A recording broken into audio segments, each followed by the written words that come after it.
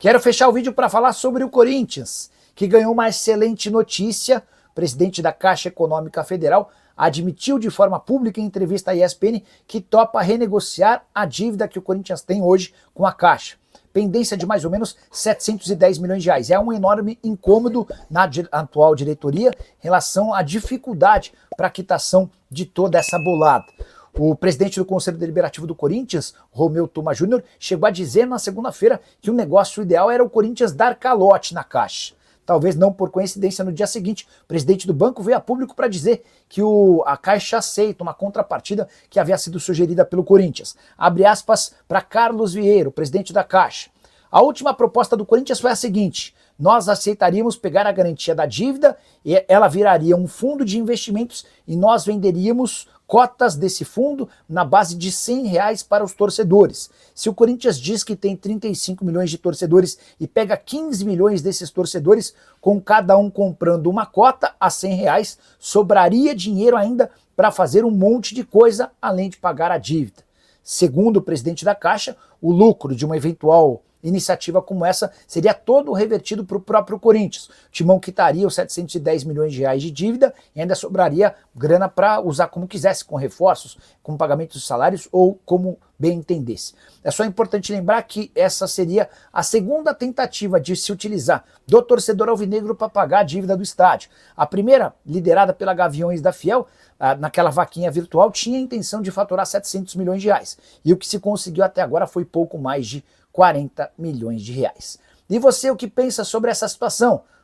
Comenta sobre o que quiser a respeito do vídeo. Só não esquece de deixar like e de se inscrever no canal. Quero falar agora sobre Breno Bidon, que foi alvo recentemente de várias especulações. E eu queria atualizar vocês sobre tudo o que aconteceu com o volante corintiano nessa janela de transferências. Primeira proposta que o Corinthians recebeu pelo Breno Bidon nessa janela foi do PSV da Holanda. Operação que geraria na casa dos 9 milhões de euros, prontamente negada.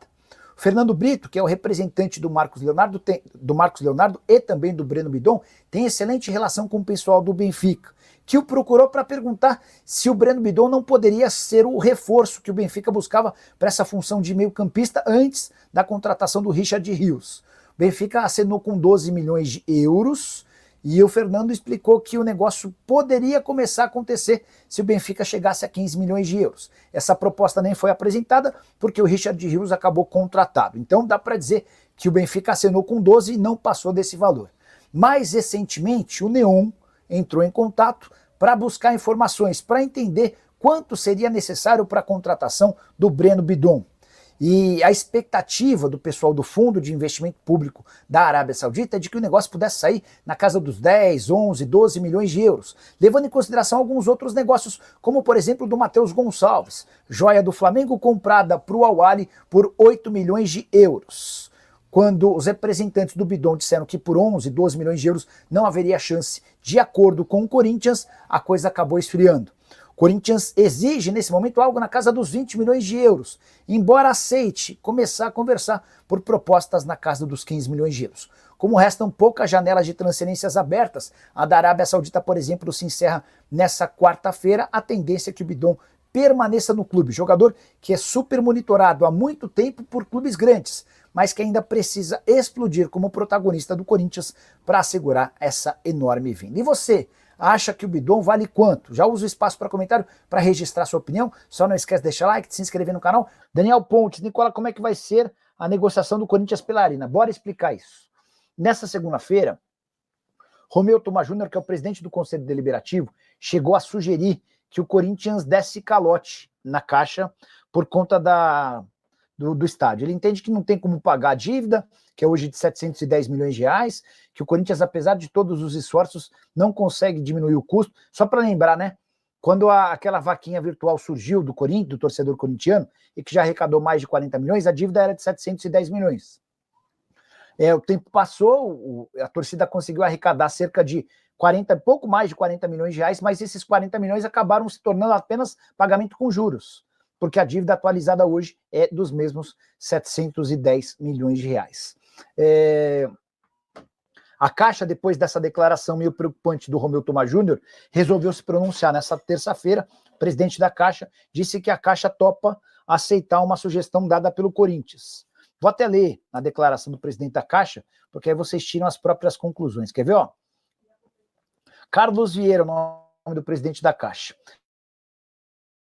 A última proposta do Corinthians foi a seguinte: nós aceitaríamos pegar a garantia da dívida, ela viria de um fundo de investimentos e nós teríamos cotas desse fundo na base de R$100. Se o Corinthians diz que tem 35 milhões de torcedores e pega 15 milhões desses torcedores, com cada um comprando uma cota de R$100, sobraria dinheiro ainda para fazer um monte de coisa além de pagar a dívida, tá?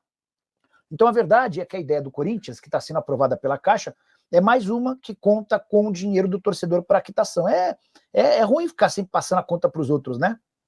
Mas é o que está se desenhando mais uma vez. Nicola, você viu um ex-gerente recontratado para a base do Corinthians após demissão por denúncias sexuais com atletas do Corinthians em janeiro. Ficou sabendo? Ele foi recontratado hoje.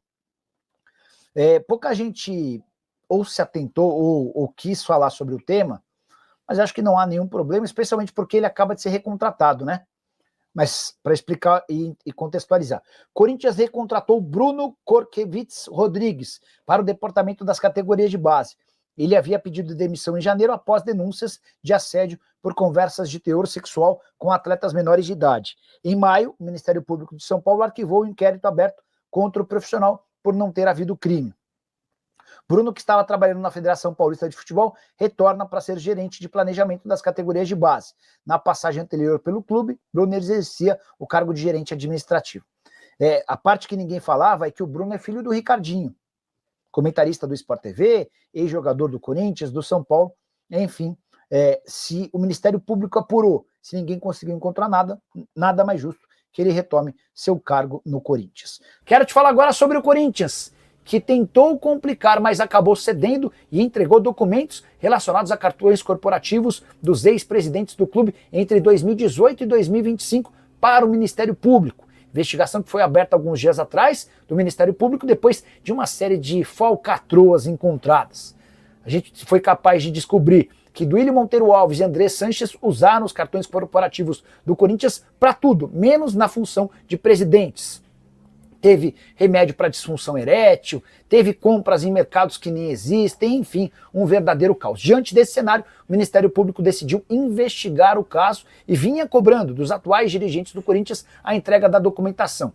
O Corinthians tentava postergar, criando uma série de dificuldades. Nessa segunda-feira, houve de fato a entrega dos documentos com uma ressalva importante. Segundo o Corinthians, alguns documentos foram extraviados, sumiram, foram subtraídos por conta daquela invasão promovida por Augusto Melo e alguns dos seus aliados no dia 31 de maio, uma das cenas mais toscas da história recente do Corinthians, o presidente na base da canetada tentando voltar à cadeira de presidente. Só para completar agora, falar sobre bola, Gustavo Henrique teve seu contrato renovado e anunciado, a gente já tinha falado sobre a renovação, agora a oficialização desse acordo, que só termina em dezembro de 27. GH, que havia chegado de graça no ano passado do Valladolid, novo contrato lhe garante aumento do salário, ele ganhava 720 mil por mês, atleta de 56 jogos, 4 gols e o título do Campeonato Paulista. Quero falar agora sobre o Corinthians, para te contar que o Timão quase perdeu o Cauê Furquim de graça. Aí você vai falar, Nicola, mas o Cauê não foi aquele que foi bem barato para o Bahia? Sim, 14 milhões de reais. O Tricolor de Aço precisou desembolsar o valor da multa rescisória para contratar o atleta. Os 14 milhões foram calculados de acordo com o salário. 7 mil reais por mês de salário, você multiplica por 2 mil, chega aos 14 milhões. O Bahia fez o depósito e levou o jogador que inclusive já estreou com gol.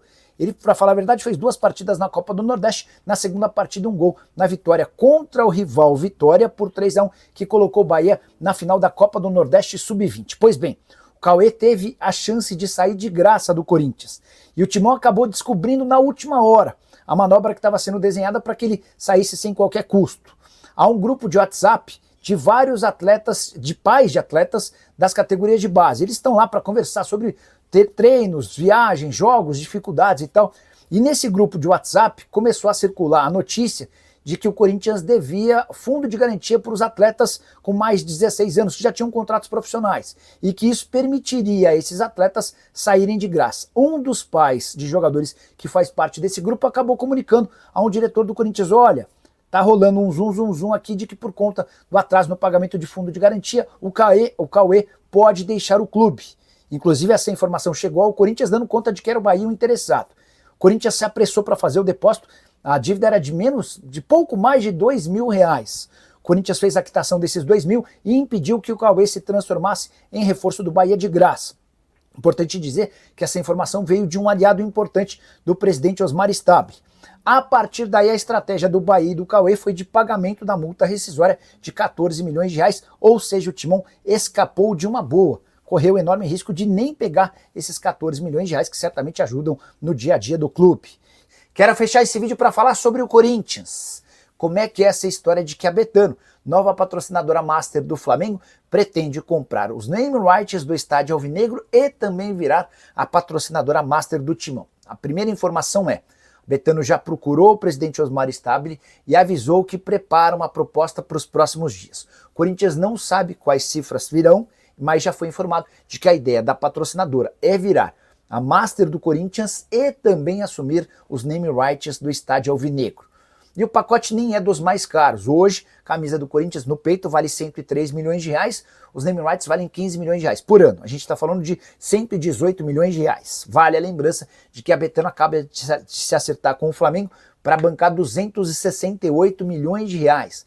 A gente está falando de uma diferença de 150 milhões em relação ao que o Flamengo fatura apenas com patrocínio na camisa para o que o Corinthians tem hoje, com patrocínio master e name rights. Mas, porém, contudo e todavia, é importante registrar que para virar patrocinadora master do Corinthians e também dona dos name rights, a Betano precisará de muito dinheiro com pagamento de multas. A multa para rescisão do contrato com a Hypera Pharma, dona da Neoquímica, em relação aos name rights é de R$ 70 milhões. Não há um valor divulgado em relação à multa da Esportes da Sorte, patrocinadora master do Corinthians, mas em outros momentos, enquanto a Esportes da Sorte não tinha autorização do governo federal para atuar no Brasil, houve dirigente alvinegro afirmando que a multa giraria na casa dos R$ 100 milhões. Portanto, aguardemos cenas dos próximos capítulos. Vamos entender que proposta vem da Betano, quanto ela está disposta a gastar além dessas multas para assumir os dois contratos. Vale contar também que pro Corinthians só vai ser interessante se associar a uma bet em relação aos name rights se ela também adquirir o patrocínio na camisa. Não dá para aceitar, ninguém vai concordar, que uma bet seja dona dos name rights e outra bet seja dona do patrocínio master. E se o Corinthians fechar com uma bet nos name rights, essa bet precisa estar na camisa, porque o Timão não terá a capacidade financeira de encontrar no mercado uma outra empresa de um segmento diferente, que de casa de apostas esportivas, para o peito, pagando mais do que os R$ 103 milhões atuais da Esportes da Sorte. Teremos novidades ao longo da semana e certamente eu volto para te atualizar, beleza? Só não me esquece de deixar like, de se inscrever no canal. Fala pessoal, estamos aí com atualizações importantes do Corinthians. Se inscreva e ative o sininho para receber mais atualizações do Timão. Deixe seu like, que é muito importante para o crescimento do canal. Utilize o espaço aqui embaixo para registrar sua opinião. Ficamos por aqui com mais esse giro de notícias. Um abraço e até o próximo vídeo.